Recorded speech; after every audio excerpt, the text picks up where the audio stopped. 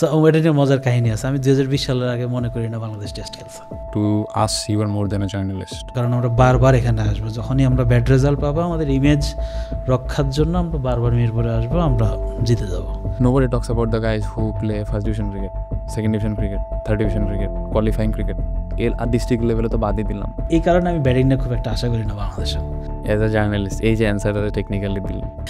একটা মজার কাহিনী আছে, আকবর আমাকে একবার বলতেছিল যে, কারণ এইটা তো আপনার ওভারঅল কোনো ওয়ার্ল্ড কাপ জিতানোর মতো কোনো দিন এই মিরপুর আপনার ওয়ার্ল্ড কাপ জিতাতে পারবে না। আচ্ছা একটা স্ট্রাকচার বলেন যেটা আপনি চান যে নয়তো একটা সবার আগে। আমি চাই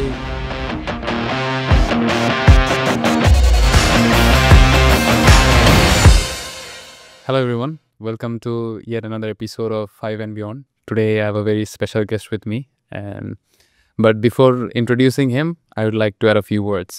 So জিনিসটা হচ্ছে যে আমাদের প্রেজেন্ট সার্কামস্টেন্সে আমরা স্পোর্টস জার্নালিজমের প্রতি মেজরিটি মানুষজন খুবই জাজমেন্টাল বাংলাদেশে, because of the click bait অথবা ভিউ আদায় যেটারে আমরা ইজিলি বলি, এই যে কালচারটা ক্রিয়েট হয়েছে। সো ওই জায়গাটার থেকে আমাদের মেজরিটি ক্ষেত্রে একটা নেগেটিভ ইমপ্রেশন থাকে ওই জায়গায়। অ্যান্ড জিনিসটা as an x sports person অথবা হাউএভার আমার যেরকম ডিসঅ্যাপয়েন্ট করে বাংলাদেশের মেজরিটি মানুষ হয়তো করে, বাট দিন শেষে 4-5 জন কিছু মানুষ থাকে যাদের কন্টেন্ট পড়ার পরে আপনার কাছে নিজের কাছে প্রাউড ফিল হয় যে this guy belongs from my country, the level of analysis he goes into the মানে specific details, they know the way they represent things. তখন মাঝে মাঝে এত ক্রিকেট নিয়ে পড়াশোনা করার পরেও, এত বছর খেলার পরেও নিজের কাছে ডাউটফুল মনে হয় যে আমি কি এই মানুষটার মতো ক্রিকেট নিয়ে চিন্তা করছিলাম। And so I welcome today Zubair ভাই, a human being, a sports journalist, and someone who I am very honored to have on the show. Thank you for coming by. Thank you so much, but that's a very generous intro. No, bhai. You are very, very passionate about what you do. So, and I have found যে আপনার যে the way you write things, the way you present things, ওই জিনিসগুলো পড়লে বোঝা যায় যে ভাই যে a lot of things went behind the show. মানে এই জিনিসটা যদি 10 লাইনও হয়, এটা অ্যাকচুয়ালি আমি অ্যাজ আ রিডার ওই লেখাটা পড়ার সময় ফিল করতে পারি যে এই জিনিসটা অনেক ডেডিকেটলি করা হয়েছে। It's not just 10 lines, and এত প্রিসাইসলি করা হয়েছে, এত থটফুলি করা হয়েছে, মানে মনে ওয়েট করে থাকতে হয় যে নেক্সট পোস্টটা কখন আসবে, নেক্সট আমি কখন কি জানবো। So yeah, I always enjoy reading whatever you post. Thank you so much. মানে এরকমভাবে কাউকে বলতে শুনি নাই, আর অবভিয়াসলি এরকম স্পোর্টস পার্সোনালিটিদের কাছ থেকে তো নাই এত ডিটেইল, এত vividly. Thank you so much. না ভাই, অ্যান্ড ইয়া আমি বেসিক্যালি এতদিন ক্রিকেট খেলছি, ক্রিকেটের প্রতি প্যাশনের জায়গা থেকে উই গট কানেক্টেড। তখন তো আপনি প্রথম আলোতে ছিলেন, so now you are with Daily Sun, and so I want to know যে আপনার ক্যারিয়ারও তো অনেক শিফট হইলো ভাই।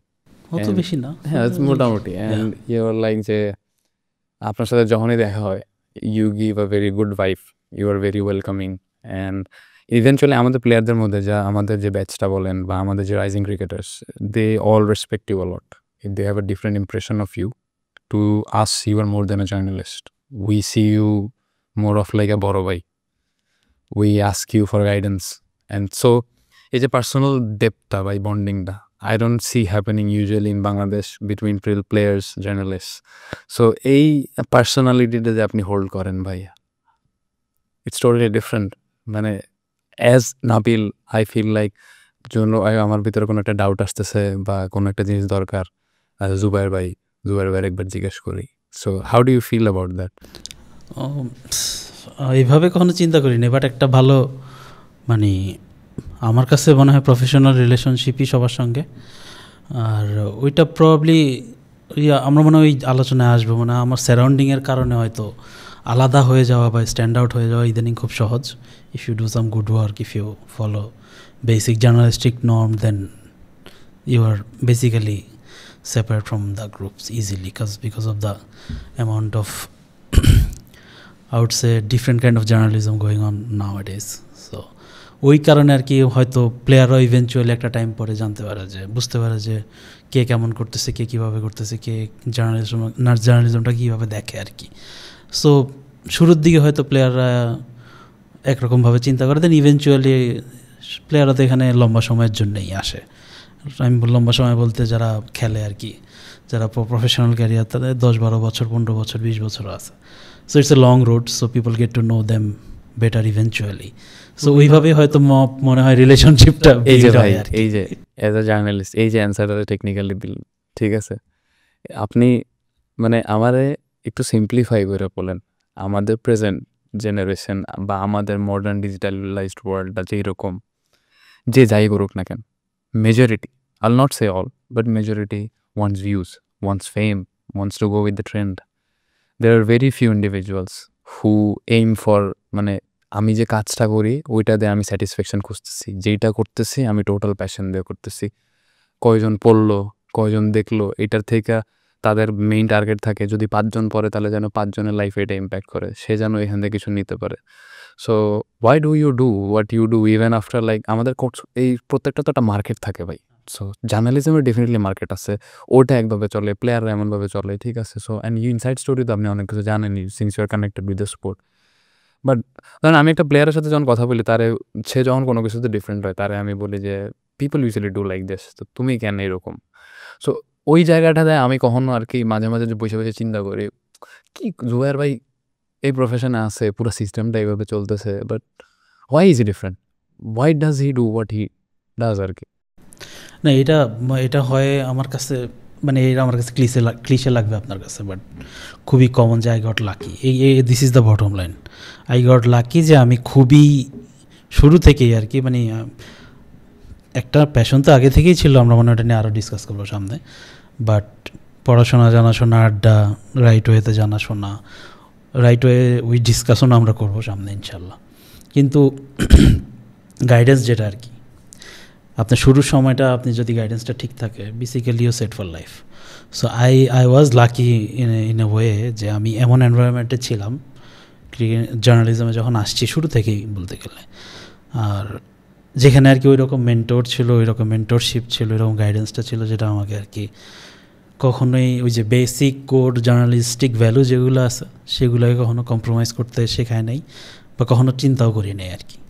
সো ওইটা বেসিক্যালি ইনবিল্ড হয়ে গেছে, ডিফল্ট সিস্টেম হয়ে গেছে, যে শুরু থেকে যখন দেখছি যে আমি শুরুতে কাজ করছি আতিফ ভাইয়ের সঙ্গে, আতিফ আজমনি এখন ক্রিকবাজে আছেন, তারপরে আমি গেছি তারেক মাহমুদের আন্ডারে, যে কিনা প্রথম আলোর ইনচার্জ এডিটর, ওখানে আমি 5.5 বছরের মধ্যে ছিলাম। সো যে আমি যে দুইজনের নাম নিলাম, ওই দুইজন বেসিক্যালি লেজেন্ড আমাদের এরিনায়। সো দুজনই রিটেন জার্নালিস্ট, দুজনেরই খুব ভালো ব্যাকগ্রাউন্ড আছে। সো আপনি ওখানে আধা ঘন্টা থাকলে অনেক কিছু শিখতে পারবেন, আধা ঘন্টা ওনাদের পাশে বসলে, সেখানে I spend a lot of time.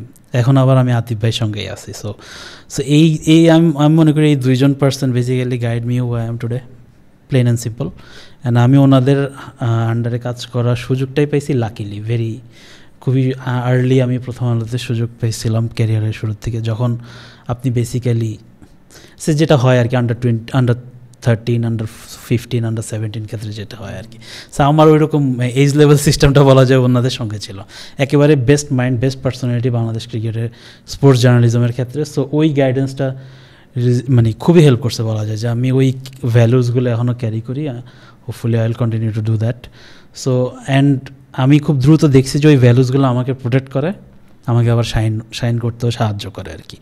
So যেটা বোঝাচ্ছে যে আপনি যদি ওই কোড জার্নালিস্টিক ভ্যালুগুলো ফলো করেন, যেটা আর কি প্রসেস বলে আর কি, ক্রিকেটারদের ক্ষেত্রে প্রসেস, হয়তো আমার ক্ষেত্রে আমি যদি এই প্রসেসটা ফলো করি, দেন আমি ভিউর দিকে তাকাবো না বা চটকদার হেডলাইন বইটার দিকে তাকাবো না, ওইটা ইভেনচুয়ালি আসবে।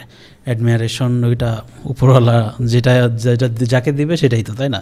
ইভেনচুয়ালি সেটা আসে, সেটা ফলোই করে, এবং আমি খুব দ্রুত ওইটা রেজাল্টও পাইছি। আমাকে যে খুব বেশি ওয়েট করতে হয়েছে সেজন্য তা না, আমি দেখছিলাম যে মানে খুব দ্রুতই আমি অন্যদের থেকে আলাদা একটা জায়গা তৈরি করতে পারতেছি, অ্যান্ড মানে everybody was liking my work and all. So ওইটা আমি খুব দ্রুত যখন ফিডব্যাক পাইছি, সেগুলো আমি খুব পজিটিভ ফিডব্যাক, বেসিক্যালি আমার সারাউন্ডিংটা খুব ভালো ছিল আর কি। এইটা একটা বড় প্লাস পয়েন্ট ছিল, যে কারণে আর কি হয়তো পুরো ইন্ডাস্ট্রি যদি চিন্তা করেন, তাহলে ওই যে একটা আছে না পপুলারিস্টিক ট্রেন্ড, ওই পপুলারিস্টিক ট্রেন্ডে খুব একটা কখনোই ঘেঁষা হয়নি। I was following my own trend. So basically ওইটাই ছিল আর কি আমার কাছে মনে হয়। আর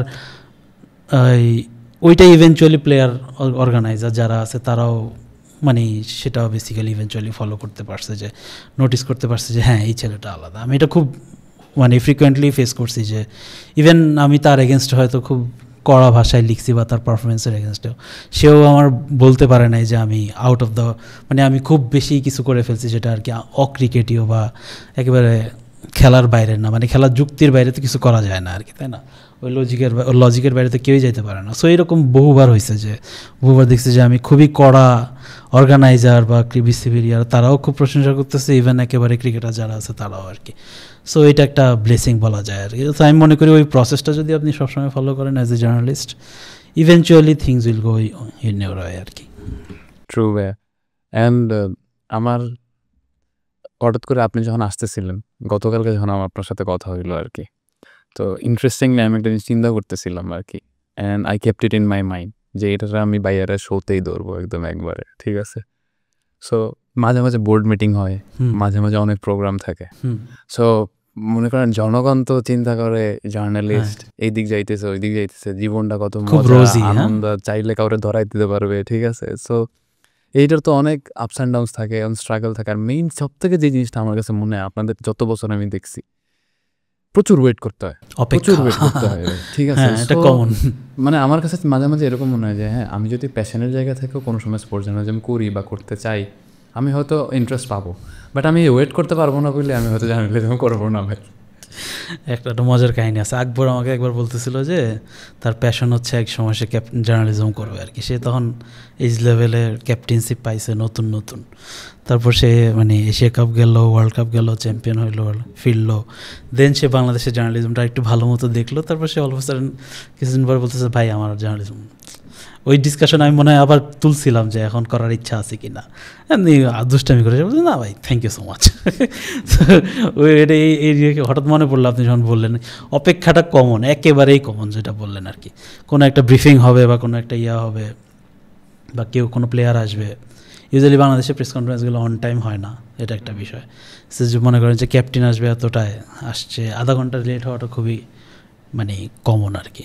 এটা ইভেন এটা আইসিসি স্টেজও দেখা গেছে যে বাংলাদেশ আইসিসির একটা schedule, but why are we so unprofessional, like it's getting better, হ্যাঁ গেটিং বেটার ভাই। বাট এটা একটা হ্যাঁ, এখানে আমার কাছে মনে হয় এখানে অনেক মানে যদি ইয়াঙ্গার প্লেয়ার আসে তাহলে হয়তো অনেক বুঝে একটু যায়, মিডিয়া হালকা একটু বুঝে একটু যায়, তারপর আনতে একটু সময় লাগে, কি বলতে হবে কি বলতে হবে না। আর এমনি প্রেস কনফারেন্সগুলো, বোর্ডের প্রেস কনফারেন্সগুলো তো অপেক্ষা অন্তহীন বলা যায়। 3টার দিকে হয়তো বোর্ড মিটিং শুরু হয়েছে, ইদানিং এগুলো অনেক লম্বা হয়, আগে হয়তো 2-3 ঘন্টা, এখন এগুলো 6 ঘন্টা হয়। আপনাদের 6 ঘন্টা হয় 7টা-8টার দিকে। জার্নালিস্টরাও তো অনেক সুন্দর সুন্দর কোয়েশ্চেন করে আর কি। হ্যাঁ, প্রেস কনফারেন্সও লম্বা হয়, প্রেস কনফারেন্সও লম্বা হয় 20 মিনিট 30 মিনিট ইদানিং রেগুলার ঘটনা। তখন আবার একটা ডেডলাইনের যন্ত্রণা থাকে, আমাদের পত্রিকা ছাড়তে হবে, তার 9টার মধ্যে ছাড়তে হবে বা কারো 10টার মধ্যে ছাড়তে হবে। সো লেখাটা আগে লিখতে হবে, সো অন দ্য গো কাজ করার একটা ব্যাপার থাকে। এগুলি খুবই নার্ডি কথাবার্তা, এগুলি খুব একটা পছন্দ হবে না মানুষের আমার মনে হয়। মনে করেন যে কেউ হয়তো দেখা যাচ্ছে ল্যাপটপে লিখতেছে, প্রেস কনফারেন্সে কথা হচ্ছে, আমি ল্যাপটপে লিখতেছি, উনি বলতে স্যার আমি সঙ্গে সঙ্গে তুলতেছি, এরকম অবস্থা হয়। সো পার্ট অফ জব আর কি সবগুলাই আর কি। সো আই এনজয় ওই অপেক্ষাটা, eventually over the years enjoy করা শিখে গেছে আর কি।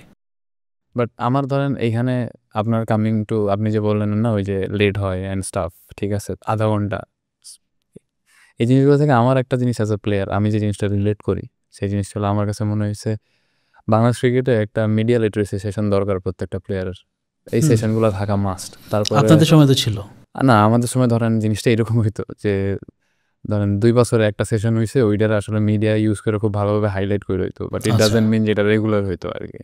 So it is a practical reality and ধরেন we live in a modern generation, and আমার কাছে মনে হয় সব কিছু যেহেতু ডিজিটালাইজড হয়েছে, and as an athlete as a cricketer অথবা আপনি বোর্ড মেম্বার যাই হন না কেন, you are basically representing the red and green flag.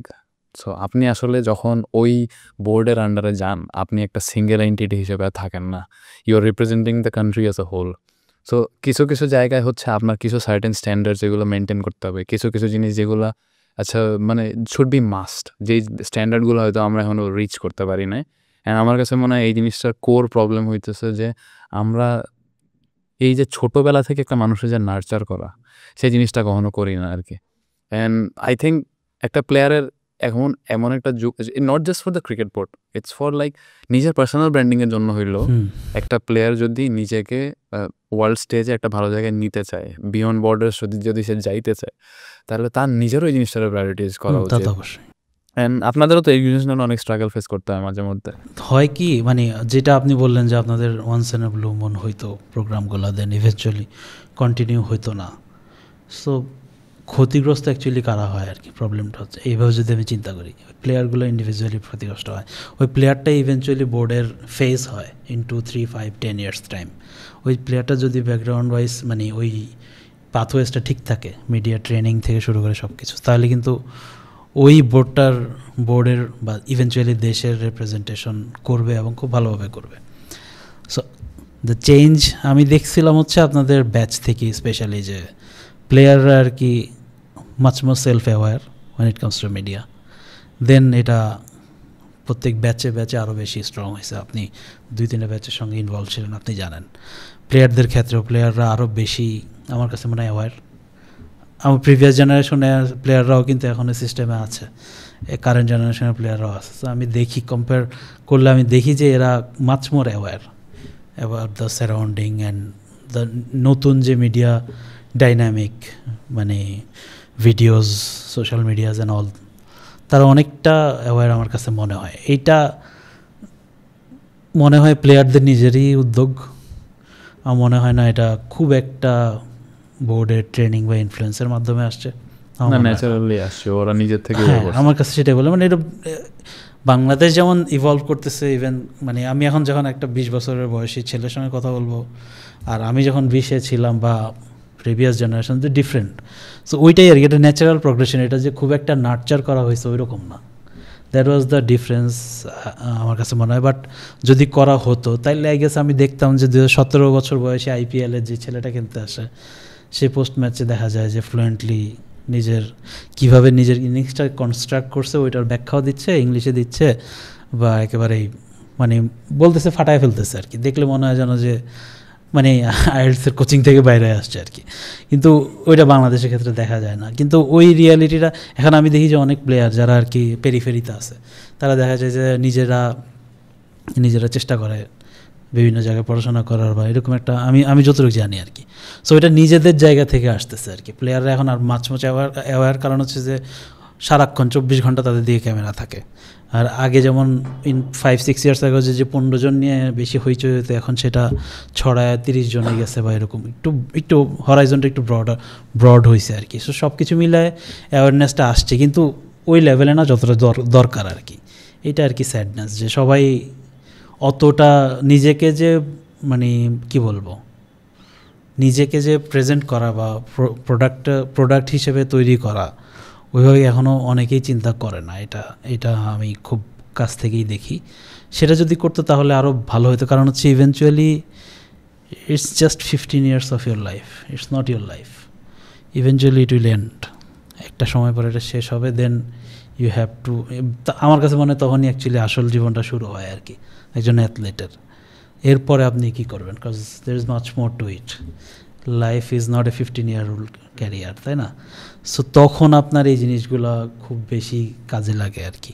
Because specially বাংলাদেশের মতো প্লেয়ার সিস্টেমে, যেখানে আর কি প্লেয়ার্স ওয়েলফেয়ার অত ভালো না, ইভেন এক্সিস্টিং প্লেয়ারদের পেমেন্ট স্ট্রাকচার অত ভালো না কম্পেয়ার টু এখন। না বাংলাদেশি নর্মাল ওয়েজ স্ট্যান্ডার্ডে হয়তো মনে হয় অনেক টাকা কামায় প্লেয়াররা, কিন্তু একটা প্লেয়ারের তো অনেক রিকোয়ারমেন্ট আছে ভাই। না, আমি মনে করি যে ওইটা কয় বছরের জন্য কামায়, সেটা কি সাস্টেইনেবল ফর লং টাইমের জন্য না? অবশ্যই না।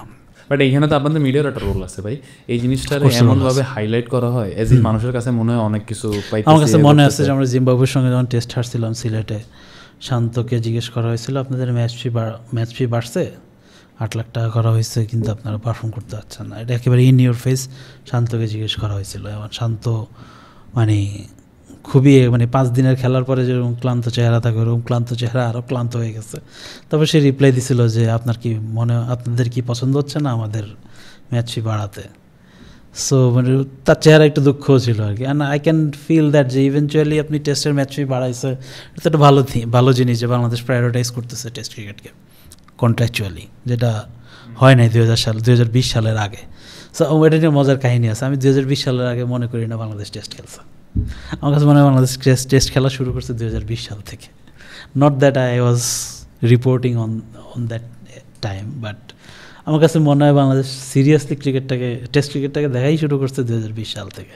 কারণ ইন্ডিয়ায় যখন পিঙ্ক বল টেস্ট হলো, তখন বাংলাদেশ যখন বাজেভাবে হেরে আসলো, তখন আসার পরে বাংলাদেশ ক্রিকেট বোর্ড প্রথমবারের মতো কন্ট্রাকচুয়াল চেঞ্জটা আনলো যে আচ্ছা টেস্ট ক্রিকেটের কন্ট্রাক্ট আলাদা, হোয়াইট বলের কন্ট্রাক্ট আলাদা। দেন টেস্টের বেতন বাড়ানো হইলো, টেস্টের ম্যাচই বাড়ানো হইলো। That was the first conscious effort to promote test cricket in Bangladesh. So আমরা টেস্ট স্ট্যাটাস পাইছি 20 বছর আগে, কিন্তু 20 বছর পরে এসে কন্ট্রাকচুয়ালি এটাকে গুরুত্ব দিয়েছি। তার আগে মাশরাফি মুর্তজা একটা ফরম্যাট খেলে হাইয়েস্ট পেড প্লেয়ারদের একজন ছিল, উনি শুধু খেলতেন ওয়ান ডে ওই টাইমে। সো ওই চিন্তা করেন যে বাংলাদেশ প্লেয়াররা কী পরিমাণ টাকা কামায় অন্যান্য দেশের তুলনায়। আমার মনে হয় না এটা খুব বেশি। ঠিক আছে, বাংলাদেশি নর্মাল স্ট্যান্ডার্ড অন্যান্য প্রফেশনাল তুলনায় হয়তো এটা অনেক বেশি মনে হয়, কিন্তু ক্রিকেটারদের জন্য সেটা বেশি না, একদমই না। ওয়ার্ল্ড স্ট্যান্ডার্ড মানের তো অবশ্যই না। কিছু কিছু ক্ষেত্রে আমার মনে হয় জিম্বাবুয়ে থেকেও কন্ট্রাকচুয়ালি বাংলাদেশি প্লেয়ারদের বেতন কম। হ্যাঁ, আমার এক্স্যাক্ট ফিগারটা মনে নেই, বাট 2018 সালের দিকে হয়তো ESPN এরকম একটা করছিল যে প্রত্যেকটা দেশের কন্ট্রাকচুয়ালি কত আর কি। তখন দেখা গেছে বাংলাদেশ জিম্বাবুয়ে থেকে খুব বেশি পার্থক্য নাই আর কি।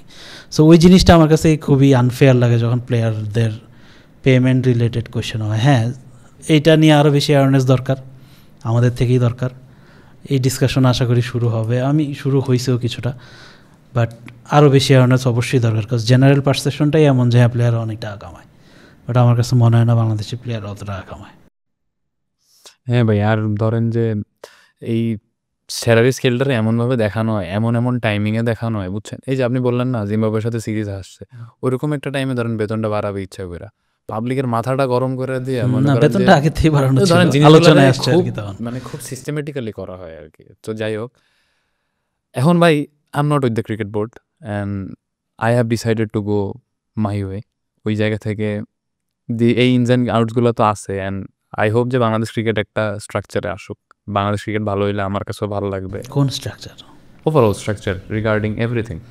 আচ্ছা, একটা স্ট্রাকচার বলেন যেটা আপনি চান যে চেঞ্জ হইতে। একটা সবার আগে আমি চাই, আমি আগেও বলছি একটা পডকাস্টে এটা, বাট আমি মনে করি বাংলাদেশে একটা ডেটা সায়েন্টিস্ট দরকার।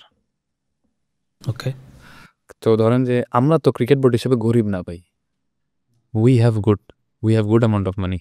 তো আপনি যে কিছুদিন আগে ধরেন আমরা একটা সিরিজ জিতলাম হোমে পাকিস্তানের সাথে, এই সিরিজটা দিয়ে আমি পাইছি কি? কিছুই পাই নাই। ঠিক আছে, একটা ডেটা সায়েন্টিস্ট আপনাদের কী হেল্প করবে? আমরা ধরেন অ্যাওয়ে সিরিজে গেলে খালি হারি, আমরা ইন্ডিয়ার সাথে হারছি, আমরা জাস্ট এতটুকু পর্যন্তই থাকি ইমোশনালি একটা জাতি হিসেবে। You as a journalist, I as a player, ঠিক আছে, আমরা যখন আমাদের হরাইজনগুলোরে কখনো এক্সপ্লোর করি নাই, অ্যাজ আ ক্রিকেট বোর্ড তারাও ওই জিনিসটা করে নাই। ঠিক আছে, আপনার কাছে কি এক্স্যাক্ট অ্যামাউন্ট অফ ডাটা আছে ইন্ডিয়ার ওইখানে প্লেয়িং কন্ডিশন কী ছিল? Your team played in India with a pink ball for the first time ever. তাদের ওই এক্সপিরিয়েন্সগুলো কী ছিল? আপনি কি তাদের কাছে ওই ডাটাগুলো, তাদের ভিজুয়াল এক্সপিরিয়েন্স, তাদের ফিজিক্যাল এক্সপিরিয়েন্স, আপনি সারা জীবন লাল বল সাদা বল এইগুলোতে আপনি মানে ইউজ টু ছিলেন। সো এই জিনিসগুলো কি নেক্সট জেনারেশনের কাছে পরে পাস করা হয়েছে, যাদের হয়তো ফিউচারে বাংলাদেশে এই মানে জিনিসগুলো তো একটা প্রসেসের মধ্যে দিয়ে যাইতে হবে। সো আমি আপনার এই ডাটা সায়েন্টিস্টের কথাটা কেন বললাম, যদি একটা ডাটা সায়েন্টিস্ট থাকতো তাহলে হয়তো এতদিন আপনার মিরপুরে খেলাই কমে যেত, নাহলে মিরপুরের উইকেট চেঞ্জ হইতো। কারণ এইটা তো আপনার ওভারঅল কোনো ওয়ার্ল্ড কাপ জিতানোর মতো কোনো দিন এই মিরপুর আপনার ওয়ার্ল্ড কাপ জিতাইতে পারবে না। ওয়ার্ল্ড কাপ জিতানো ভালো থাকে, একটা ওয়ার্ল্ডে একটা ডমিনেন্ট প্লেসে বাংলাদেশ ক্রিকেটে তো রেসপেক্টই করে না এই মিরপুর। এটা হচ্ছে যে লিস্ট মানে replicable condition in world cricket.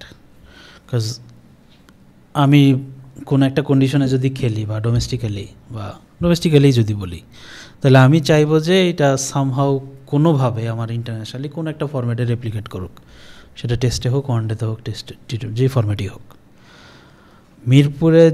মিরপুরে খেলা হলে এটা আমি রেপ্লিকেট করতে পারবো কোথায়? এই জায়গায় যদি আমি খেলি তাহলে আমি হয়তো গায়ানায় ভালো করবো, এই জায়গায় যদি আমি খেলি তাহলে হয়তো আমি সেন্ট লুসিয়ায় বা নিউ ইয়র্কে ভালো করবো। নিউ ইয়র্কে আমি কয়বার খেলি, সেন্ট লুসিয়ায় কয়বার খেলি, আর গায়ানায় কয়বার খেলি, আর আমার নেক্সট 5 ইয়ার্সে আমার ওই সব জায়গায় কোন বিগ ইভেন্টটা আছে। এগুলো হচ্ছে কোয়েশ্চেন না। I don't have any problem with Mirpur.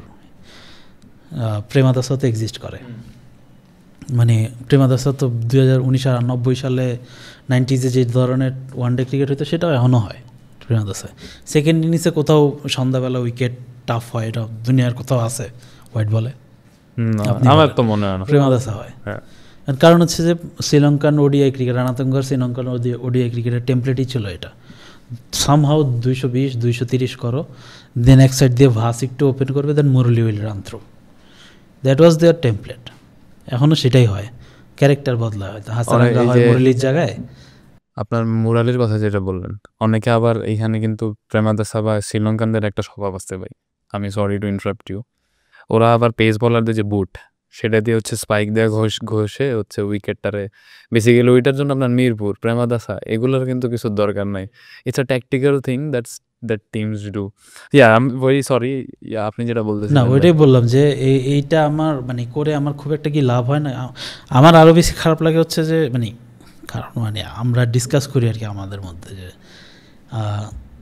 একটা জেনারেশনের জন্য এটা ঠিক ছিল, মানে প্রিভিয়াস জেনারেশন যারা সাকিব ভাই মুশফিক ভাই বা ওনাদের জন্য মনে করেন যে একটা বিগ সাকসেস দরকার ছিল ওনাদের ক্যারিয়ারে বা বাংলাদেশ ক্রিকেট যে স্পেশালি টেস্ট ক্রিকেটে, সেটা অস্ট্রেলিয়া ইংল্যান্ড 2016-17 ঠিক আছে, তাদের টেস্ট ক্রিকেট খেলার ন্যাচারাল ইয়েটাই ছিল অ্যাটাকিং, যাদের নাম নিচে তারা প্রত্যেকেই খুব দ্রুত রান নিত ওয়ানডে টেস্ট ক্রিকেটে, মুশফিক ভাই ছাড়া তাদের পিকে। মানে ওই জেনারেশনটা চলে যাওয়ার পরে ওই জেনারেশনের জন্য ওই উইকেটটা টেস্ট খেলা ওইসব উইকেটে ওয়াজ ওকে, কাজ আপনি একটা কুইক ফায়ার 75 করলেন, দেন বোলার্স উইল রান, তো স্পিনাররা মানে 2 ইনিংসে আপনি মিরাজ সাকিব তাইজুল আপনার আর কিছু দরকার নাই। কিন্তু ওই জেনারেশনও যখন গেল, যখন এই নতুন বাঞ্চ অফ ব্যাটসম্যানরা আসলো, তখন তাদের আই গেস একটু কনফিডেন্ট দরকার ছিল স্পেশালি রানস স্কোরিংয়ে। সেটা ক্রস দ্য বোর্ড যদি আমরা দিতে পারতাম তাহলে এই জেনারেশনটার মানে এদের যারা জাকির জয় বা যারা এখন ওপেনিং বা টপ অর্ডারে খেলে তাদের overall confidence batting confidence improve করতে হেল্প হইতো আমার ধারণা আর কি।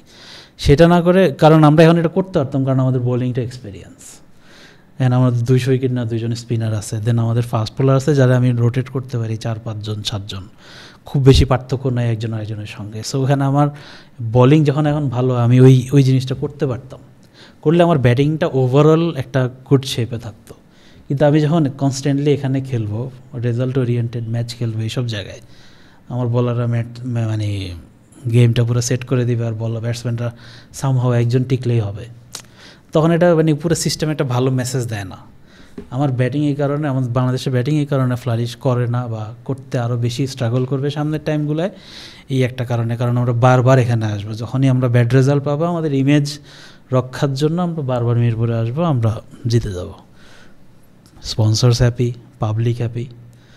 বাট বাংলাদেশ মানে আমি যদি দূরে চিন্তা করি, আমার সামনে খেলা হবে ইউএইতে, তখন কী হবে আল্লাহ জানে, তখন ম্যাক্সিমাম খেলা আবুধাবিতে না, আমরা দেখে দুবাইয়ের উইকেট তো ভাই অনেক জোস ব্যাটিং ফ্রেন্ডলি, আর আবুধাবিতে যখন খেলা হবে না এক্সট্রা বাউন্স থাকে, সো তখন কি হয় সেটাই দেখা যাবে। মিরপুরে তো অনেকেই অনেক ভালো বোলিং করছে, দেখবো ওখানে কেমন করে। তাই ওই যে ব্যাটিংয়ের একটা জিনিস আমার মনে পড়লো আপনার ইয়ারটা দেখা, মানে এই কথাগুলো শুই না, যে আপনি বললেন না যে আমাদের যখন মানে sponsor happy, cricket board happy, মান সম্মান রক্ষা, এইসব টাইমে আমরা এই ট্রেন্ডটারে ফলো করে আসতেছি অনেক বছর ধরে।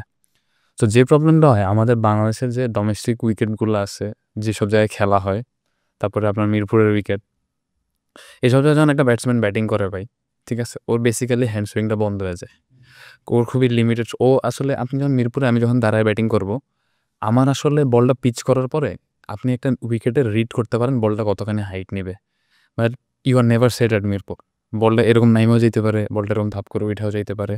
সো আপনার কী করতে হয়, আপনি যে হাই লিফট করবেন, ওই হাই লিফট করার বদলে আপনার একটা থেকে স্ট্যাক হইতে হয়, বলটার জন্য ওয়েট করতে হয় যে ওকে নিচে নামবে নাকি উপরে উঠবে, আপনি একটা পজ নিতেছেন, এই পজটা এজ আ ব্যাটসম্যান আপনার সুইং নষ্ট করে দেয়। এখন আপনি যখন প্রত্যেকটা বছরের মিনিমাম 6-7 মাস 8 মাস আপনি যখন এই সিস্টেমের মধ্যে থাকবেন, আপনার মাসল মেমোরি কিন্তু ওইভাবেই ক্রিয়েট হয়ে যাবে, ন্যাচারাল টেন্টেটিভনেস চলে আসে। আপনি দুবাইতে যায় কেমনে 200 রান করবেন, উইকেট যদি 250 রানেরও থাকে আপনার টিম কেমনে 200 রান করবে, ও তো সুইংটাই পারে না, ও তো সুইংই ভুলে গেছে ভাই। আমার একটা মজার কাহিনী মনে আছে এটা নিয়ে, বলার পরে মনে পড়লো, এটা মানে 2018 সালে হ্যাঁ বাংলাদেশ ওয়েস্ট ইন্ডিজ যাবে। সো প্রচণ্ড গরমের মধ্যে মুশফিক ভাই আর সাকিব ভাই ব্যাটিং প্র্যাকটিস করতেছে একাডেমি মাঠে, কেউ নাই, 3টার মতো বাজে। সো বোলিং মেশিনে প্র্যাকটিস করতেছে, তখন আবার ভিতরে ওই যে প্লেয়াররা যে সিটিং এরিয়াটা আছে, একমাত্র আমি পাগলের মতো ওই রোদ্রে দাঁড়ায় ওই দুজনের ব্যাটিং দেখতেছিলাম। তো ওনারা দুজন ব্যাটিং, আমি বসে আছিলাম ওই সিটিং এরিয়ায়। তো ওনারা দুজন ব্যাটিং শেষে, যেহেতু কেউ নাই আশপাশে, কেউ খুবই ক্যান্ডিডলি ওনারা আসছে, একজন এসে মুশফিকের পুরো ফ্লোরের উপর শুয়ে গেছিলো আর কি, পুরা ঘামানো। তামিম ভাইয়ের অবস্থাও খারাপ। যখন এসে বসে গেছে, তো এরপরে নেট বলার কেউ একজন আছে, সে ছিল, মুশফিক ভাইয়ের জিজ্ঞেস করতেছে, মুশফিক ভাই নিজেই বলতেছে, উইকেট দেখছো যেখানে, মনে হইলো যে গ্রানাডায় খেললাম, আবার বেঙ্গালুরুতেও খেললাম, আবার মনে হচ্ছে অ্যাডিলেডেও খেলে আসছি, আবার মনে হচ্ছে চিটাগাংও খেলছি। ব্যাটিং শেষে এসে বলতেছে, হাঁপাচ্ছে আর বলতেছে আর কি। তারপরে মুশফিক বলতেছিল যে দেখো কেএল রাহুল বা ইন্ডিয়ান প্লেয়ারদেরকে দেখো, মনে কর গুগলি হাত থেকে দেখছে, গুগলি মেরে দিব। আর আমি এখান হাত থেকে দেখার পরে চিন্তা করি, যাচ্ছা এটা কোন দিকে যাবে, এটা গুগলি বুঝতেছি, কিন্তু আমি এটা কি ড্রাইভ করবো কি করবো না, ঠেকাবো কি ঠেকাবো না, মানে ওই ন্যাচারাল টেন্টেটিভনেস যেটা বলে আর কি। অ্যাজ এ ব্যাটসম্যান আপনি ভালো বলতে পারবেন, bounce is the most important thing I guess for you, to get confident and consistency. যদি আপনি বাউন্স ট্রাস্ট না করতে পারেন, তাহলে বেসিক্যালি আপনার ব্যাটিং বলতে কিছু থাকে না, শট মেকিং তো নাই। আপনি অলওয়েজ একটা শেকের ভিতর থাকবেন, আপনার হাতে যদি মিলিয়নস অফ শটও থাকে, আপনার এক্সিকিউশন লেভেল অলওয়েজ ফল্টি থাকবে। এটা মানে আমি যদি দেখছি, আমি সে লিটন দাস, আমার মনে আছে যে লিটন দাস 2021 ওই আমরা যে 16টা টি20 খেললাম অস্ট্রেলিয়া, নিউজিল্যান্ড অ্যান্ড সবার সঙ্গে মিরপুরে, তার আগে তার স্ট্রাইক রেট ছিল 140+ টি20 ক্রিকেটে। ওই বছর পরে ধাপ করে ওই লিটন দাসের স্ট্রাইক রেট নামলো 120-এ। মানে আমাদের মানে সবচাইতে ট্যালেন্টেড নেক্সট ব্যাটিং সুপারস্টার 16টা টি20-তে তার টি20 ক্যারিয়ার পুরো ধ্বংস লিটারেলি। সে এখন ওই যে 120 আর 130-এর মাঝখানে যুদ্ধ করে। এখন তো আবার মিডল ওভারে খেলা লাগে, ওইটা আর 140-এ যাবে না, আমি শিওর তার স্ট্রাইক রেট আর কখনো 140-এ যাবে না। কালকে আরেকজন আসলো, মনে করেন জিসান আলম আসলো বা যেই আসলো, যে কিনা naturally talented boundary hitter, he will play 1 or 2 years of Mirpur cricket and then কী হবে আমি বলে দিতে পারি যে এটাই হবে। আপনি তাহলে, আমি এই কারণে আমি ব্যাটিংটা খুব একটা আশা করি না বাংলাদেশের, যতক্ষণ না পর্যন্ত আপনি এগুলো চেঞ্জ করবেন, ততক্ষণ না পর্যন্ত আপনি কখনোই কনসিস্টেন্টলি ব্যাটিং পারফরমেন্স পাবেন না। মানে অকেশনালি আর কি বলাররাই ম্যাচ জিতে হবে, ঠিক আছে? বলার ব্যাটসম্যানটা যদি ভালো করে, তাহলে দেখা যাবে যে আপনি ম্যাচ জিতছেন, বলাররা যদি ওই দিন ভালো পারফর্ম করে আর কি, ওই দুইটার যুগলবন্দি হলে।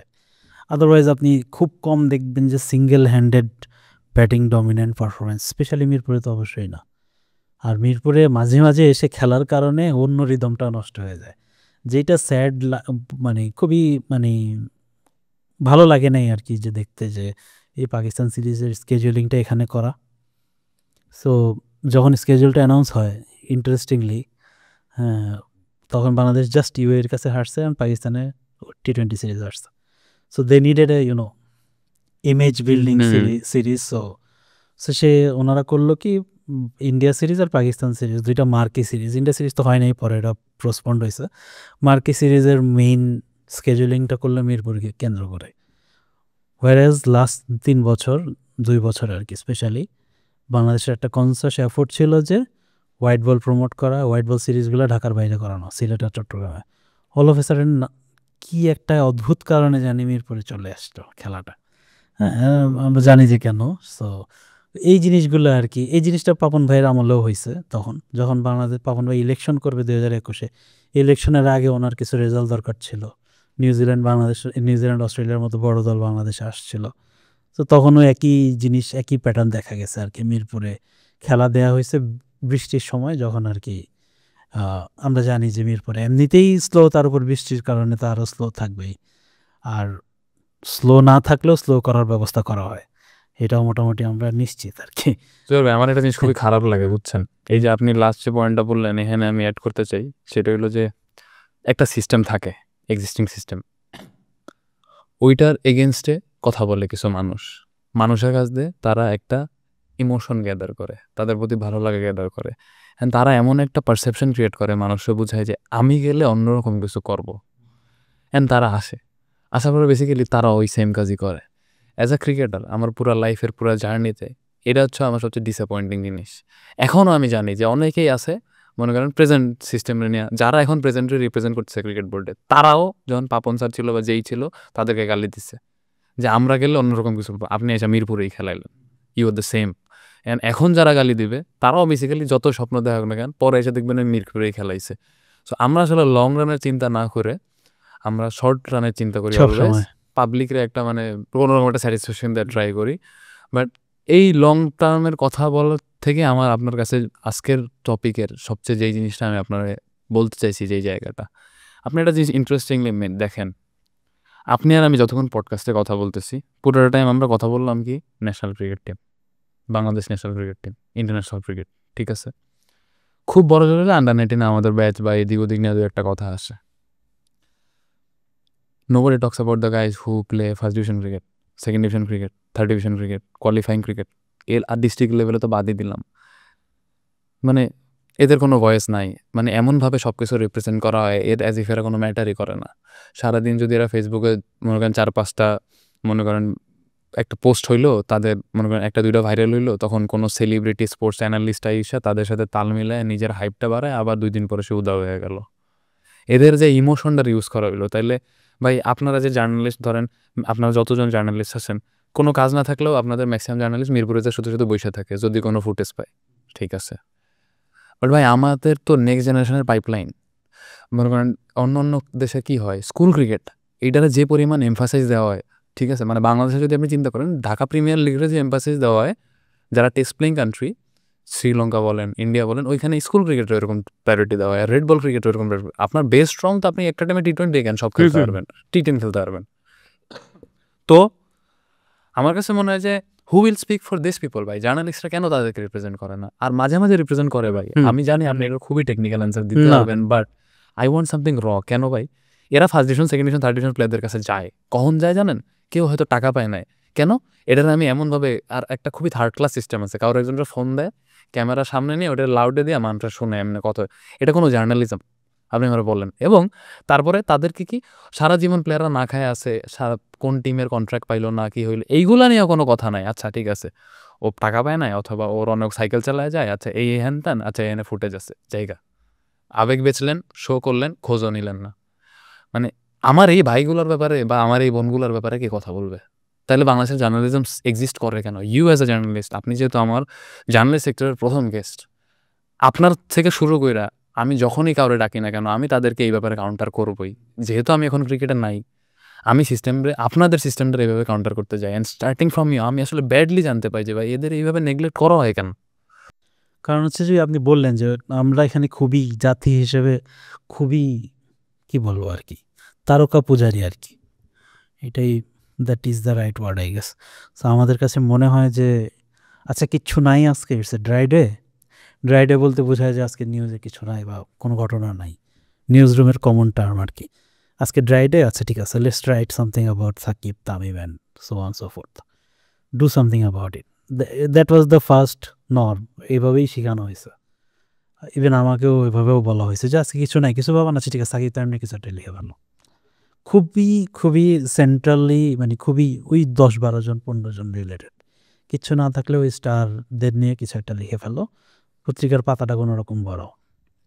That is the norm, but it's sad যে এটা এই জিনিসটার মধ্যে দিয়ে আমরা বড় হই। কিন্তু আপনি চিন্তা করেন যখন ওই প্লেয়ারটা যে যাদের কথা আপনি বলতেছেন, বা ইভেন আমি তো first division, second division, third ডিভিশনের প্লেয়ারদের উপরের লেভেলের প্লেয়ারই মনে করি। যে ছেলেটা ডিভিশনে আছে তার কি, যে ছেলেটা ডিস্ট্রিক্ট লেভেলে আছে তার কি অবস্থা চিন্তা করেন।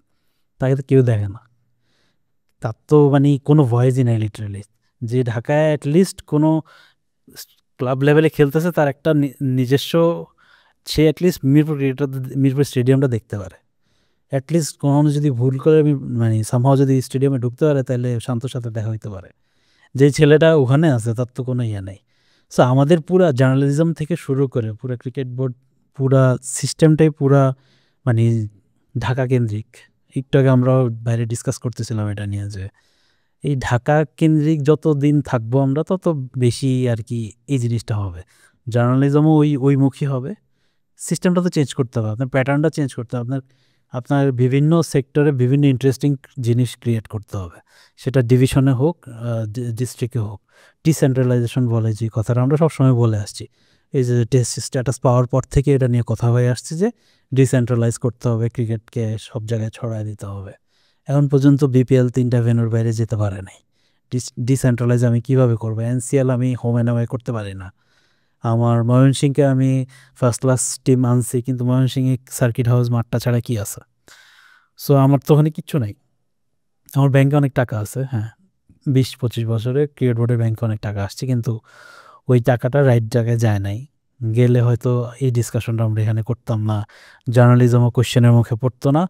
আমরা হয়তো এখন ডিসকাস করতাম যে হ্যাঁ সিরাজগঞ্জে একটা টুর্নামেন্ট হয়েছে, ওই টুর্নামেন্টে একটা ছেলে, একটা লেফট আর্ম পেসার যার কিনা হাইট হচ্ছে 6'5", যে কিনা সুইং করে ভেতরে, সে হয়তো শরীফুলের পসিবল রিপ্লেসমেন্ট হইতে পারে ইন 5 years টাইম।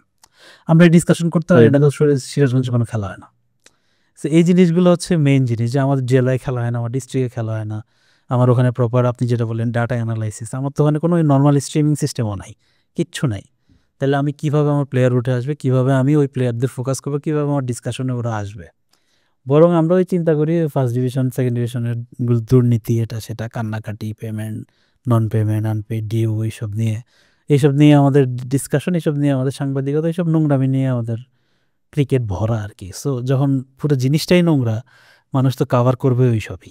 আমি শ্রীলঙ্কায় দেখছি যে এদিকে টেস্ট ম্যাচ হতেছে, ওদিকে স্কুল ক্রিকেটের ম্যাচ, পত্রিকার পাতা উল্টায় দেখি টেস্ট ম্যাচ হচ্ছে 300 শব্দ একটা ছবি, আর যে স্কুল ক্রিকেটের ম্যাচটা হইতেছে ওটা 500 থেকে 1000 শব্দ, বিশাল এক ম্যাচ রিপোর্ট, আরও বড় ছবি।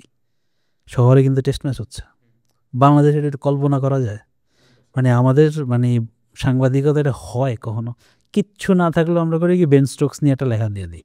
আরে আমার বাংলাদেশি রিডারের কাছে বেন স্টোকসের কী দরকার? যে দেশের বেন স্টোকস, সেই দেশের ওখানে তো বেন স্টোকসের তো কভারেজ পায় না। এটাই হলো আমাদের মানে মানে আমাদের ক্রিকেটিং কালচার যেমন, ফুটবল মানে জার্নালিজম কালচারটাও ওইরকমই হয়ে গেছে, খুবই সেন্ট্রাল আর কি, সেন্ট্রাল মানে কেন্দ্র নির্ভর, যে জিনিসটা ইভেনচুয়ালি প্রত্যেকটা সেক্টরে প্রভাব ফেলে আর কি। ঢাকা শহরে যেমন আর কি আমাদের লাইফ যেমন, ঠিক আমাদের জার্নালিজম ওই রকম, আমাদের ক্রিকেটও ওই রকম। আমি খুব একটা পার্থক্য দেখি না। এই জিনিসটা থেকে বের কীভাবে হবো, আই হ্যাভ নো আইডিয়া। আমাদের চেঞ্জ করতে হইলে আমাদের অ্যাট্রাকশন ক্রিয়েট করতে হবে বাইরে, বিভাগে, জেলায়। যখন আপনি করবেন, যখন ওখানে খেলা হবে, যখন রেগুলার খেলা হবে, সে মৌলভীবাজার থেকে গত 2 বছরে মিনিমাম 7 থেকে 8টা প্লেয়ার আসছে। আপনার ব্যাচেও বেশ কয়েকটা প্লেয়ার ছিল, কারণ ওখানে রকেট সায়েন্স না, ওই জায়গায় রেগুলার লিগ হয়, বিভিন্ন ধরনের লিগ হয়, অদ্ভুত অদ্ভুত লিগ হয় ওখানে, সারাক্ষণ খেলা হয়। আল ফাহাদ ওরা আসছে সব ওখান থেকে। তো যেখানে খেলা হবে সেখানে প্লেয়ার তৈরি হবে, সেখানে আলোচনা হবে, সেখানে ভালো সাংবাদিকতা হবে, ভালো জিনিসও হবে। আপনার খেলাই হয় না 60টা ডিস্ট্রিক্টে। চিন্তা করা যায়, একটা দেশের 7টা ডিস্ট্রিক্টে কোনো খেলা হয় না, কিন্তু বোর্ড থেকে প্রতি বছর ওখানে টাকা চায়। আপনি এটা চিন্তা করেন, আপনি আপনার জেলায় লাস্ট কবে দেখছেন যে লিগ হয়েছে? আমি যখন খুলনা থেকে আসি ভাই, তার 10 বছর পরে একটা লিগ হয়েছে, আর ওই 10 বছর পরে যে লিগ হইলো তার মনে হয় আরো এখন 4 বছর হয়ে গেছে যে আর কোনো লিগ হয় না। খুলনা থেকে পাইপলাইনে প্লেয়ার আসছে লাস্ট। খুলনা নিয়ে তো আরো একটা ফ্রডগিরি করা অনেক বড়, সেটা হলো বলা হয় যে খুলনা ডিভিশনের প্লেয়ার অনেক, বাট আপনি যদি ডিপ ইনসাইড দেখেন সেটা আসলে খুলনা ডিভিশনের প্লেয়ার না, এগুলো সব বিকেএসপির প্লেয়ার। সেটাই। সো ওই যে মার্কেটিংটাও করা হয় ওগুলাও তো কিন্তু ওই ইভেন ওখান থেকে তো কেউ নাই। আপনার কথাই বললাম, আমি উপরে কোনো খুলনার একেবারেই খুলনা থেকে উঠে আসা প্লেয়ার এখনো দেখি না গত 2-3-4 বছরে, অথচ 10 বছর আগে বিষয়টা অন্যরকম ছিল।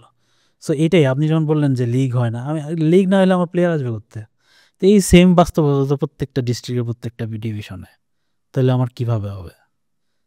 এই হচ্ছে সবচেয়ে বড় ডাইলেমা আমার কাছে মনে হয়। আমার কাছে মনে হয় এটা ইভেনচুয়ালি জার্নালিজমকেও ট্রিগার করে। আমি বলতেছি না যে, আমি ডিফেন্ড করতেছি না, জার্নালিজম খুব ভালো আমাদের দেশে, স্পোর্টস জার্নালিজম স্পেশালি খুবই, আমার মনে হয় না, খুব টেস্ট প্লেয়িং কান্ট্রিগুলোর মধ্যে খুব ভালো আমাদের এখানকার জার্নালিজম। আমার কাছে মনে হয় এখানে প্রচুর প্যাম্পারিং হয়, প্রচুর ম্যানিপুলেশন হয়, প্রচুর কি বলবো, কম্প্রোমাইজ হয়। That's the right word I guess. তারপরেও আমি বলবো যে এটা অনেকটা centrally driven, specially cricket board থেকেই আর কি। খুব সহজে আমরা ম্যানিপুলেটিভ হই, সেটা প্লেয়াররা হয়, আমার মনে হয় সাংবাদিকরা হয়। আরেকটা জিনিস হলো ভাই, আমি যখন ক্রিকেট খেলছি আমি অনেক কিছু অবজার্ভ করছি, ঠিক আছে? সো আমার কাছে মনে হয় এই যে first division, second division, third ডিভিশনের ছেলেগুলোর কথা বললাম ভাই, আপনারা এজ এ স্পোর্টস জার্নালিস্ট যতদিন পর্যন্ত এদের ভয়েস হিসেবে না রিপ্রেজেন্ট করবেন, এই ছেলেগুলো আসলে বহুত হেল্পলেস ভাই। আর বাংলাদেশ ক্রিকেট বোর্ডে যদি কোনো কিছু দ্বারা পুশ করা যায় সেটা হলো মিডিয়া। এটা ট্রুলি ভাই দে মানে they actually fear media. But এটা কি রাইট ওয়ে? এটা তো সঠিক কিছু তো করার নাই। ইউ গাইজ লাইক মানে আপনারা ওইদিকে ট্রেন্ড দিতেছেন বিকজ দ্য আপনি যেটা বললেন আমাদের সব কিছু সেন্ট্রালাইজড, বাট আলটিমেটলি আপনি এখন নিজেই তো একটু আগে বললেন যে কিছু বছর আগে Khulna was the dominate force in Bangladesh first class basically. তো এখন আর প্লেয়ার আসে না। এখন বেসিক্যালি আপনার আগে যে সিস্টেমটা ক্রিয়েট করা ছিল সেই সিস্টেমটা খারাপ হইলেও অ্যাটলিস্ট কিছু না কিছু প্লেয়ার আপনি পান এখনও, যেটা দিয়ে আপনি ন্যাশনাল টিম চালাইতে পারতেছেন। আপনি আর 10 বছর পরে কিন্তু সেটা পাবেনও না। তখন খুলনা যেরকম নষ্ট হয়েছে, আলটিমেটলি আপনার ক্রিকেট ওই দিকে নষ্ট হওয়ার মতো অবস্থায় যাইতেছে। আপনি এই পুরনোর যে লেগাসি, ওইটার যে মানুষের ইমোশন, ওইটার জন্য সবাই যে এখনও ক্রিকেটে ঠেলতেছে, এইভাবে ক্রিকেটে ঠেইলেও তখন আগানো যাবে না। সো ওইখানে তো বেসিক্যালি কারো না কারো একটা চেঞ্জ আনা দরকার, কারো না কারো বুশ করা দরকার। এটা খুবই ডিসঅ্যাপয়েন্টিং না ভাই যে আমরা আমাদের র্যাঙ্কিং নিচে গেছে, বাট টু বি অনেস্ট আমরা তো 10টাকে ওয়ার্ল্ডে এতগুলা দেশ, আমরা তো 10টার মধ্যে আসি। তো আমাদের 60টা ডিস্ট্রিক্টে কোনো লিগ হয় না। আমাদের প্লেয়ারদের নিয়ে কথা বলার কিছু নাই। আমাদের প্লেয়ার মানে অলওয়েজ হইলো ওই ন্যাশনাল গেমে যে কয়টা খেলে আগের 4-5 জন বড় নাম, অ্যান্ড বেসিক্যালি এ বাদে আর কিছুই নাই। এদের চারপাশেই ঘুরো, বাকি কেউ বাঁচলো মরলো, খাইলো না খাইলো, পেমেন্ট পাইলো না কি হইলো, সিস্টেম কেমনে চলতেছে, টাকা যেটা পাঠাইছে ওটা কেমনে ইউজ হইলো, এগুলো নিয়ে কারো কোনো হেডেক নাই। So yeah it's very disappointing ভাই। বাট কী বলবো ভাই, মানে জিনিসটা হলো যে we have been betrayed a lot as a nation. আপনি অ্যাজ আ জার্নালিস্ট ঠিক আছে, but actually at the end of the day you are also a cricket lover, you love this game. এটার থেকে তো বড় কিছু নয়। আমি প্লেয়ার হই, আপনি জার্নালিস্ট হন, ওখান থেকে শুরু করেন। হ্যাঁ, দ্য মেইন পার্ট ইজ আমরা লাভার। তো ভাই আপনি জার্নালিস্ট হলেন, আমি প্লেয়ার হইলাম, সবই ঠিক হইলো, আমরা তো সিস্টেম হইতে পারবো না ভাই, আমাদের লিমিটেশন আছে। ওই জায়গা থেকে সবাই খালি কথা দেয় ভাই, আমি আসবো, এইটা করবো, এইটা হবে। বাট যখন সে যায়, সে ওই মিরপুরেই খেলায়, যেটা আপনারা আমি বললাম, সে ওই একই কাজগুলোই করে। আমার ওই first division, second division, third division বাইগুলোর কেউ খোঁজ নেয় না, উইমেন্স ক্রিকেটার কেউ খোঁজ নেয় না ভাই, ঠিক আছে? সবাই উপর থেকে বলে। অ্যান্ড দ্য আটমোস্ট হিপোক্রেসি হচ্ছে এদের ভিতরে কিছু কিছু মানুষ থাকে কথা বলতে এত স্মার্ট, ঠিক আছে, যে আপনার এমন বুজুং বাজং বুঝাবে, ঠিক আছে, আপনি মনে করবেন ইনি খুব ভালো বোঝেন আর খুব তাড়াতাড়ি দরকার। তারপরে হঠাৎ করে মনে করেন তার উপদেশটা হইলো বা কিছু একটা হইলো, তারপরে আপনি তারা খুঁজেই পাবেন না। তারপরে সে খালি ঘুরতেছে, এদিক ওদিক ট্রিপ মারতেছে, আনন্দ করতেছে। তারপরে আবার আপনি তারা ডাকবেন, সে আপনার মিডিয়ার সামনে বলবে যে এইগুলো আমাদের ইন্টারনাল ব্যাপার, আমি এইসব ব্যাপারে কথা বলতে চাইছি না, এগুলো দেখা হইতেছে। তাহলে আপনি যে ওখানে যাওয়ার আগে এত কিছু বললেন, আপনি এত বড় ক্রিকেট বোদ্ধা, আপনি এত কিছু বুঝেন, আপনি এই করবেন সেই করবেন, এইভাবে বোর্ড চলতে পারে না, আপনি এসে করলেন কি? হ্যাঁ, সেটাই সবাই তো এটাই করে, সবাই তাই হয়েছে। এই জন্য তো ভয় পাই যে কখনো যাতে উপরে না যাইতে হয়। অনেকে আমার ভাঙা জিজ্ঞেস করে ভাই, বুঝছেন, যে কমেন্ট্রি শুরু করো না কেন, অ্যানালাইসিস করো না কেন? একটা কষ্টের কথা বলি ভাই অন দিস শো, আমার ক্রিকেটের প্রতি যে ভালোবাসা, সেই জায়গাতে আমি ক্রিকেট খেলতাম, বাট বাংলাদেশের যে কালচারটা ক্রিকেটের, ওইটার পিছনে আমি কখনো ইনভলভই হই নাই। আমি অলওয়েজ নিজেরা দূরে রাখছি।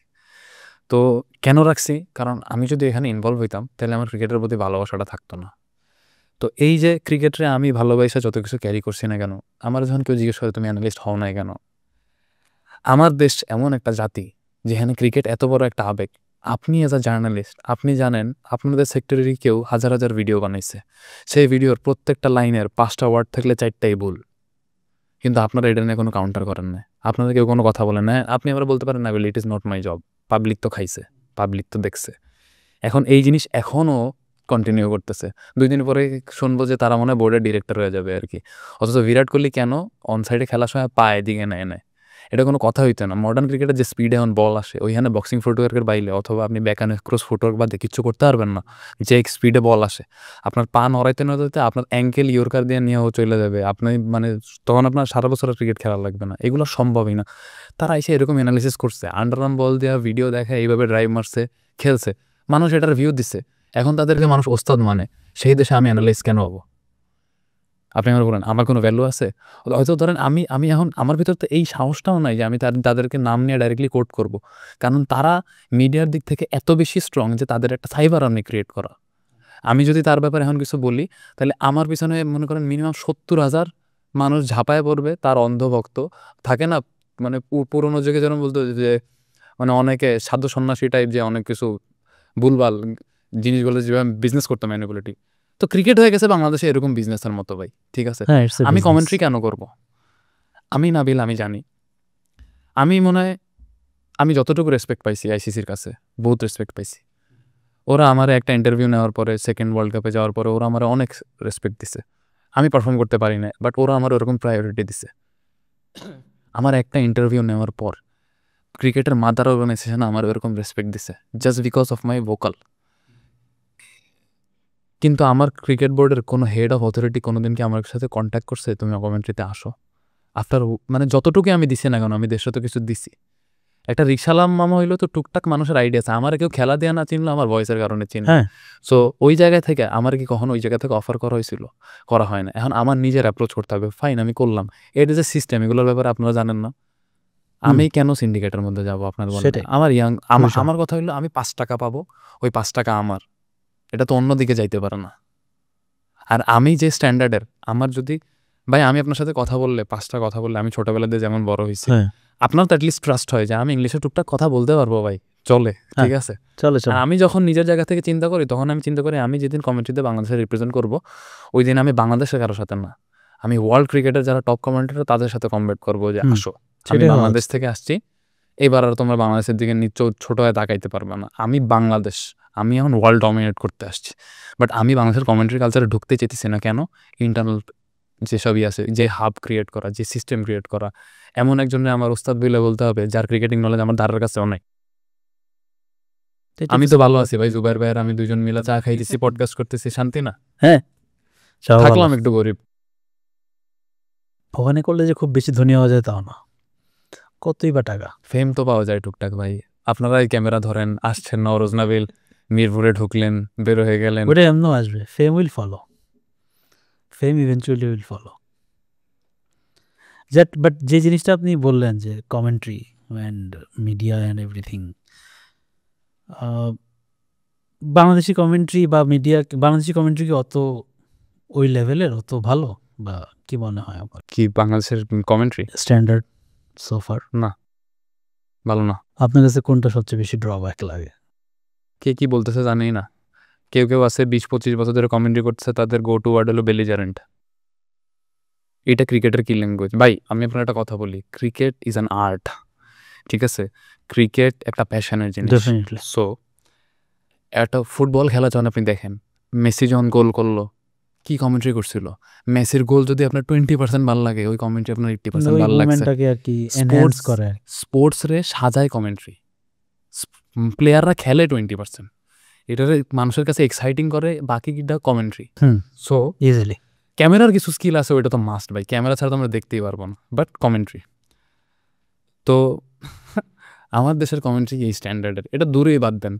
আমার দেশের একটা ইয়াং ছেলে আজকে কমেন্ট্রিতে খেলা দেখতেছে, একটা প্লেয়ার আউট হয়েছে অথবা একটা ভালো শট খেলছে, দেখবেন যে বড় অন্য কান্ট্রিতে Ricky Ponting, Sangakkara, Ravi Shastri, even the guy who didn't play cricket, আমার ওনার নাম ভুলে গেছে, হাসা ভোগলে, এরা যখন অ্যানালাইসিস করে, আপনি মাঝে মাঝে খেলা তো দেখতেছেন কিন্তু আপনার কাছে মনে হয় আমার চোখে দিকে আছে কিন্তু আমার কানটা এদিকে আছে, because you are deeply listening to them, and আপনার কাছে মনে হয় আপনি খেলাটা ওইখান থেকে শিখতেছেন।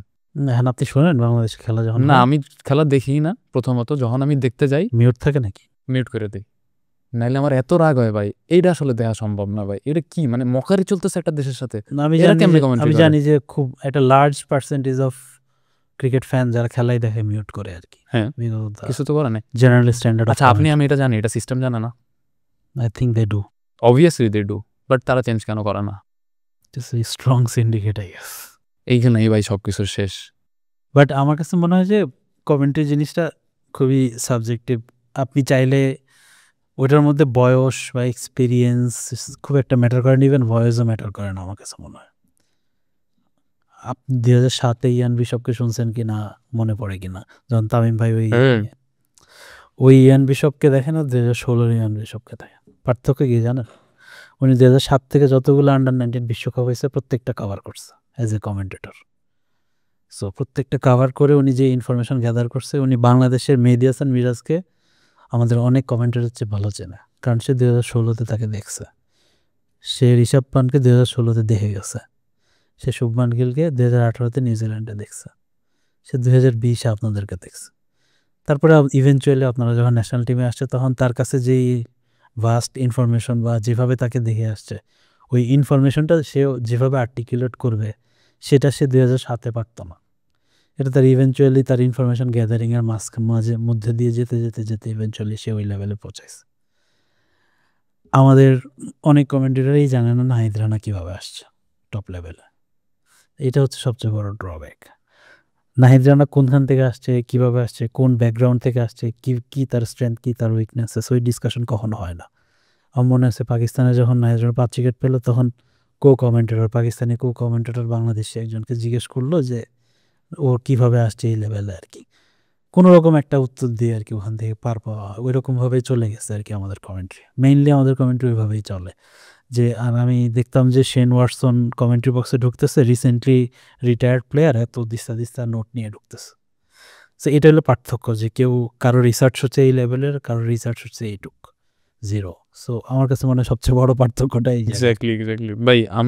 আমি মনে করি আপনি আর আমি যদি কথা বলি তাহলে আসলে আমরা বলতেই থাকতে শেষ হবে না, শেষ হবে না। বাসায় যেতে তো আপনারা আমি আজকে অনেক হ্যাসেল দিছি, but nothing. Will catch up again ভাই, and this is just the beginning ইনশাল্লাহ। অ্যান্ড আজকে আমরা যতটুকু বুঝছি না কেন আমার কাছে অনেক হেলদি লাগছে জিনিসটা।